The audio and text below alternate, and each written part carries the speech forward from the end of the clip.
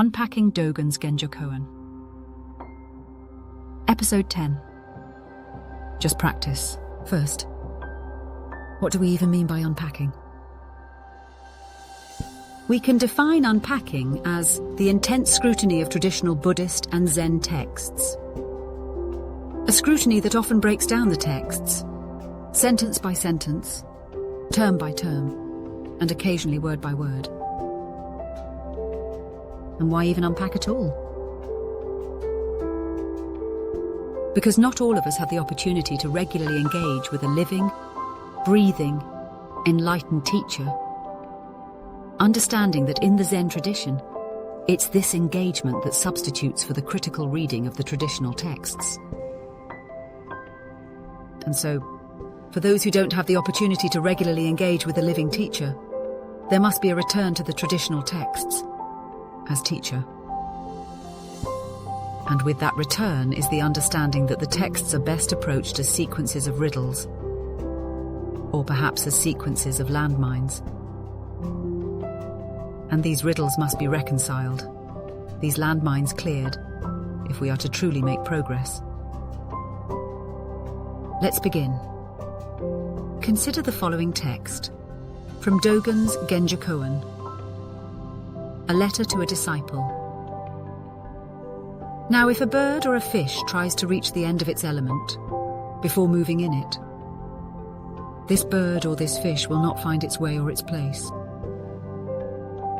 When you find your place where you are, practice occurs, actualizing the fundamental point. When you find your way at this moment, practice occurs, actualizing the fundamental point. For the place, the way, is neither large nor small, neither yours nor others. The place, the way, has not carried over from the past, and it is not merely arising now. Accordingly, in the practice enlightenment of the Buddha way, to attain one thing is to penetrate one thing. To meet one practice is to sustain one practice. And in aiding in the unpacking of this brief excerpt, we might consider a handful of questions.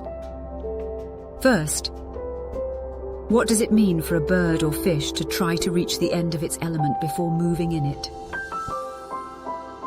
How might this metaphor apply to someone who postpones practice until they fully understand enlightenment, reality, or the self?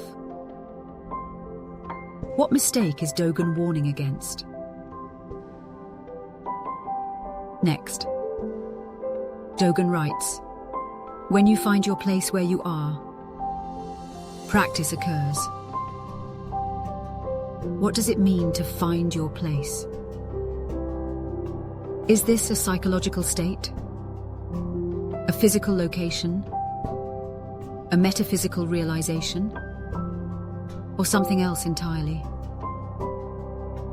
How does this differ from the idea of striving toward a future attainment? The passage states that the place, the way, is neither large nor small, neither yours nor others. Why does Dogen strip away distinctions like size and ownership? What assumptions about identity or progress are being challenged here?